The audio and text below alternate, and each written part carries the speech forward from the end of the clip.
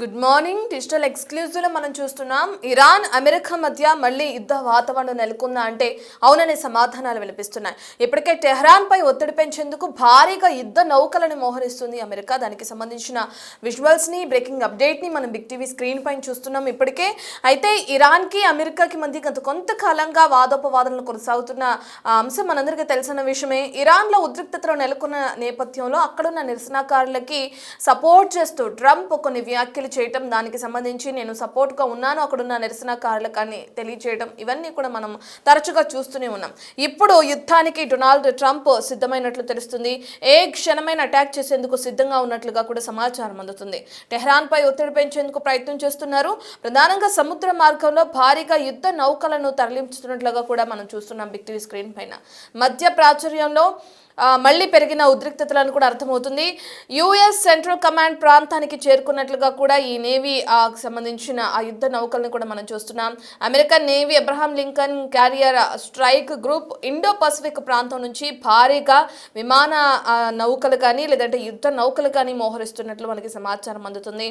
గత వారం మలక్కా జలసంధికి వాటిని వాహన నౌకలు ఏ క్షణమైనా ఇరాన్ పై దాడి చేసే అవకాశం కనిపిస్తున్నట్లుగా కూడా మనకు తెలుస్తుంది. మరి దీనికి సంబంధించి ఇరాన్ ఏ విధంగా స్పందిస్తుంది? ఇవన్నీ కేవలం ఊహాగానాలుగా కొట్టిపారేస్తుందా, లేదంటే అమెరికా తీసుకుంటున్న ఈ చర్యలకి సంబంధించి ఇరాన్ కూడా దానికి తగ్గట్లుగా ధీటుగా సమాధానం ఇస్తుందా? అసలు ఇరాన్ నుంచి ఎటువంటి సమాధానం వస్తుంది అనేది కూడా మనకు తెలియాల్సింది.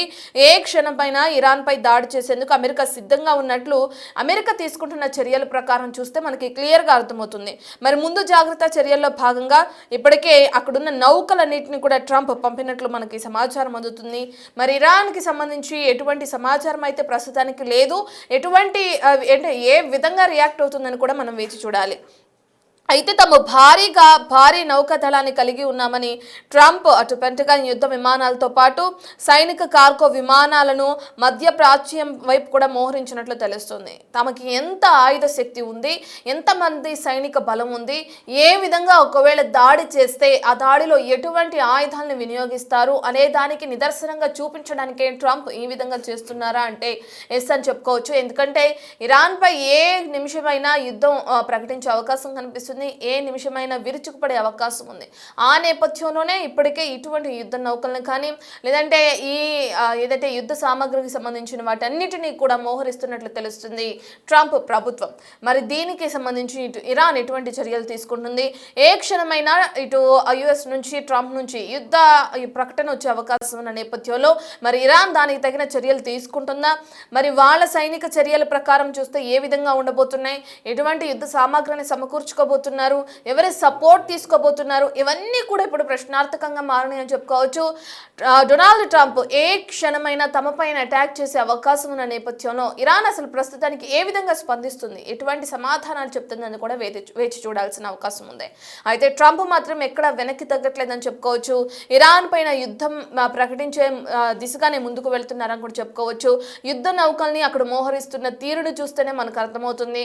ఒకవేళ ఇరాన్ పై యుద్ధం ప్రకటిస్తే ఖచ్చితంగా గెలిపే ధ్యేయంగా ముందుకు వెళ్లే విధంగా ఈ విధంగా యుద్ధాలన్నిటికీ సంబంధించి లేదంటే యుద్ధంలో వాడే పరికరాలకి సంబంధించి అని చెప్పుకోవచ్చు, యుద్ధ సామాగ్రి అని చెప్పుకోవచ్చు, అక్కడున్న ఆర్మీకి సంబంధించిన వ్యక్తులు అనుకోవచ్చు, లేదంటే యుద్ధ నౌకలు అని చెప్పుకోవచ్చు. అన్నిటినీ కూడా ట్రంప్ ఒకదాని తరతో సమకూరుస్తూ అక్కడ మోహరిస్తున్నారు. దీన్ని చూస్తే ఒక పక్కన ఇరాన్ వెన్నులో వణుకు పుడుతుందని కూడా చెప్పుకోవచ్చు. ఎందుకంటే ఏ క్షణమైనా యుద్ధం రావచ్చు, ఏ క్షణం వస్తుందో కూడా చెప్పలేని పరిస్థితి. ఒక పక్కన ఆందోళనకారులతో లేదంటే ప్రభుత్వ వ్యతిరేక కార్యకలాపాలతో ఇరాన్ మొత్తం అట్టుడుగుతుంది. టెహ్రాన్ మొత్తం ఏ విధంగా అయితే ఆందోళనకారులతో చెలరేగిపోతుందో మనం చూస్తూనే ఉన్నాం. అయితే ప్రభుత్వం వాళ్ళని బలవంతంగా అణిచివేసే ప్రయత్నం చేసినప్పటికీ ఇరాన్ మొత్తం కూడా ఇదే ఆరోపణలు కానీ ఇదే వ్యతిరేకత కానీ వ్యక్తం అవుతూనే ఉంది. ఒక పక్కన అంతర్గతంగా కుమ్ములాట అనేది కొనసాగుతుంది. మరో పక్కన చూసుకుంటే ఇప్పుడు డొనాల్డ్ ట్రంప్ నుంచి పెద్ద హెచ్చరిక జారీ అయ్యే అవకాశం కనిపిస్తుంది. మరి ఇటువంటి సమయంలో ఇరాన్ ఏ విధంగా స్పందిస్తుంది, ఏ విధంగా చర్యలు తీసుకుంటుంది, ఏ విధంగా ముందుకు వెళుతుంది అనేది కూడా మనం వేచి చూడాలి. ఒకసారి ఏవైతే డొనాల్డ్ ట్రంప్ ప్రభుత్వం అక్కడ మోహరించిన యుద్ధ నౌకలు ఉన్నాయో వాటిని మనం బిగ్ టీవీ స్క్రీన్ పైన చూద్దాం. వాటిని చూస్తేనే ఇరాన్ వెన్నులో వణుకు పుడుతుందా అనే రీతిగా అక్కడ యుద్ధ నౌకలన్నిటిని కూడా మోహరిస్తున్నారు డొనాల్డ్ ట్రంప్.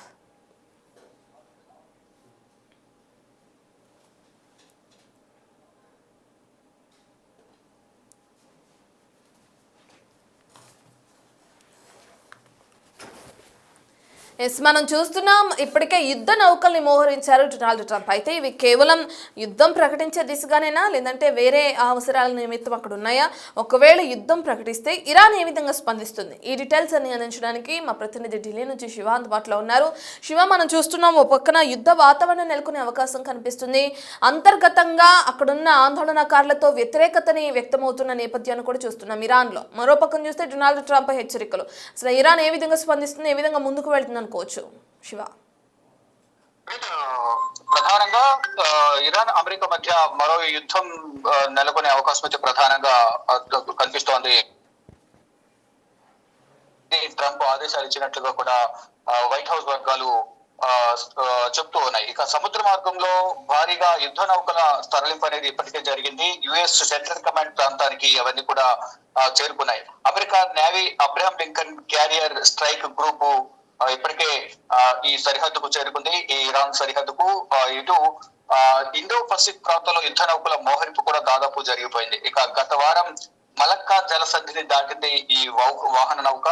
ఇక ముందు జాగ్రత్త చర్యలో భాగంగానే ట్రంప్ ఈ నౌకలను అక్కడ పంపించినట్లు కూడా తెలుస్తోంది. అయితే ఇప్పటికే ఈ ట్రంప్ దాడులు చేస్తారని భావించిన ఇటు Iran supremo Khamenei, Ayatollah Khamenei అని అక్కడున్న భద్రతా సిబ్బంది అంతా కూడా అండర్ గ్రౌండ్ బంకర్లోకి పంపించేసేందుకు కూడా ప్రచారం జరుగుతోంది. ప్రజెంట్ అక్కడ బాధ్యతలని ఖమేనీ కుమారుడు చూస్తున్నట్లుగా కూడా పరిపాలన బాధ్యతలు తెలుస్తోంది.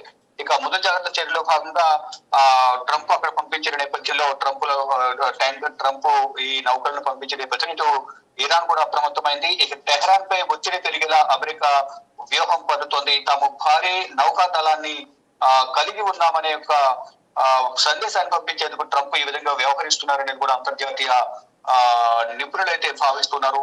పెంటగాన్ యుద్ధ విమానాలతో పాటు సైనిక కార్గో విమానాల మధ్య ప్రాచ్యం వైపు కూడా ఈ వాహన నౌకలను, యుద్ధ నౌకలని కూడా ట్రంప్ మోహరించారు. ఇటు at the same time Iran కూడా సిద్ధంగా ఉంది ఎదుర్కొనేందుకు.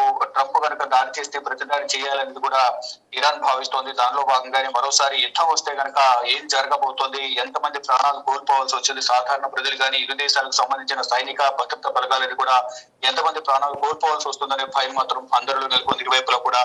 కానీ ఏం జరగబోతోంది, ఎవరు ఆధిపత్యం చెలాయిస్తారు, ఎవరు పైచేసి సాధిస్తారనేది మాత్రం ఉత్కంఠ కొనసాగుతుంది. గతంలో ఏదైతే వెనిజులా పైన దాడి చేసి అక్కడ అధ్యక్షుడిని నికోలస్ మధురేని అతని భార్యను ఏ విధంగా అయితే బందీగా చేసుకున్నారో ఇప్పుడు కూడా అదే పునరావృతం అవుతుందా, అసలు ఏం జరగబోతుంది అనేది కూడా చూడాల్సి ఉంది. కానీ ఇరాన్ కూడా గట్టిగా పోటీ ఇచ్చేందుకు సిద్ధమవుతోంది. ఈ నేపథ్యంలోనే ఇటు ఇరాన్ కూడా అమెరికా సరిహద్దుల వైపు యుద్ధ ట్యాంకర్లను కూడా మోహరిస్తుంది. భద్రతా బలగాలు కూడా భారీ సంఖ్యలో మోహరించాయి. ఏ సమయంలోనే యుద్ధం జరగవచ్చని ట్రంప్ పిలుపు మేరకు ఇటు ఇరాన్ కూడా సిద్ధంగా ఉంది. ఈ నేపథ్యంలోనే సుప్రీమోను అంటే ఏ విధంగా అయితే వెనుజులా అధ్యక్షుడిని అతని కార్యాలయాన్ని క్యాప్చర్ చేసి అతని బందీగా చేసుకుని ఏ విధంగా అయితే న్యూయార్క్ తరలించిందో అలాగే ఖమేనీని కూడా ఏ విధంగా తరలిస్తారా అనే భయంతోనే అయతుల్లా ఖమేనీని అండర్ గ్రౌండ్ బంకర్ లోకి తరలించినట్టు తెలుస్తోంది. మొత్తంగా చూసుకుంటే ఇరు దేశాల మధ్య ఏ సమయంలోనైనా యుద్ధం రావచ్చు అనే ప్రచారం అయితే తీవ్రంగా జరుగుతోంది. రత్నం శివ, ఒకవేళ యుద్ధం అనేది కనుక ట్రంప్ ప్రకటించి ఇరాన్పై విరుచుకుపడితే మరి దాన్ని తట్టుకునే శక్తి అటు ఇరాన్కు ఉందని చెప్పుకోవచ్చా? ట్రంప్ ఇప్పటికే యుద్ధ నౌకల్ని మోహరించడం భారీగా మనం చూస్తున్నాం. మరి ఇరాన్ ఇప్పటికే ఒకవేళ యుద్ధం వస్తుందని చెప్పి ఆల్మోస్ట్ కన్ఫర్మ్ అవుతున్న నేపథ్యంలో ఇరాన్ ఎటువంటి చర్యలు తీసుకుంటుంది? యుద్ధం వస్తే దాన్ని ఎదుర్కొనేందుకు సిద్ధంగా ఉందని చెప్పుకోవచ్చా ఇరాన్? వీరు కూడా అంతే సిద్ధంగా ఉన్నారు. సముద్ర మార్గం ద్వారా యుద్ధ నౌకలను భారీగా అమెరికా తరలిస్తున్న నేపథ్యంలో వీరు కూడా అదే విధంగా సంసిద్ధంగా ఉన్నారు. మరోవైపు అమెరికా వద్ద అత్యంత విధ్వంసం సృష్టించే అబ్రహాం లింకన్ కి సంబంధించిన యుద్ధ నౌక ఏదైతుందో యుద్ధ నౌకకు అబ్రహాం లింకన్ పేరు పెట్టారు. అది విధ్వంసం సృష్టిస్తుంది అమెరికా నుంచి అనేది ప్రధానంగా చెప్తున్నారు. దానిలో భాగంగానే ఆ యుద్ధ నౌకలన్నింటినీ కూడా సముద్ర మార్గం ద్వారా ఇటు ఇరాన్ సరిహద్దులో మోహరించారనేది ప్రధానంగా తెలుస్తుంది. అంటే ముందు జాగ్రత్త చర్యల్లో భాగంగానే వీటన్నింటినీ పంపించినట్టు తెలుస్తుంది. ఒకవైపు ఇరాన్ తో చర్చలు జరపడానికి సిద్ధంగా ఉన్నామంటూ కూడా ప్రచారం జరుగుతున్నప్పటికీ కూడా ఒకవేళ చర్చలు విఫలమైతే మాత్రం దాడి చేస్తామనేది కూడా అమెరికా చెప్తోంది. మేము కూడా సిద్ధంగా ఉన్నాము, గట్టిగా ఎదుర్కొంటామంటూ కూడా ఇరాన్ చెప్తోంది. కానీ అమెరికాను ఎదుర్కొని యుద్ధం చేయగల సామర్థ్యం ఉందా అంటే అందరూ కూడా లేదని చెప్తున్నప్పటికీ కూడా అంటే ఏ విధంగానే ఎదుర్కొంటామనేది ప్రధానంగా ఇటు ఇరాన్ చెప్తోంది. మొత్తంగా చూసుకుంటే ఇరు దేశాల మధ్య యుద్ధం అనేది అనివార్యమైనట్లుగానే ఇప్పుడు ప్రస్తుత పరిస్థితులు చూస్తుంటే అర్థమవుతోంది. Right, thank you Shiva. మనం చూస్తున్నాం ఇప్పటికే ఆందోళనకారులతో వ్యతిరేకత వ్యక్తమవుతుంది ఇరాన్ మొత్తం కూడా. ఇప్పుడు యుఎస్ నుంచి లేదంటే డొనాల్డ్ ట్రంప్ యుద్ధ ప్రకటన చేస్తే ఏ విధంగా స్పందిస్తుంది అనేది కూడా ఇప్పుడు ప్రశ్నార్థకంగా మారింది. మరో పక్కన చూసుకుంటే ఇప్పటికే వెనెజులా అధ్యక్షుడిని అదుపులోకి తీసుకున్నారు డొనాల్డ్ ట్రంప్. ఇరాన్పై యుద్ధం చేయడం, ఏ క్షణమైనా యుద్ధాన్ని ప్రకటించే అవకాశం ఉన్న నేపథ్యంలో మరి ఎటువంటి చర్యలు తీసుకుంటారనేది కూడా మనం వేచి చూడాలి.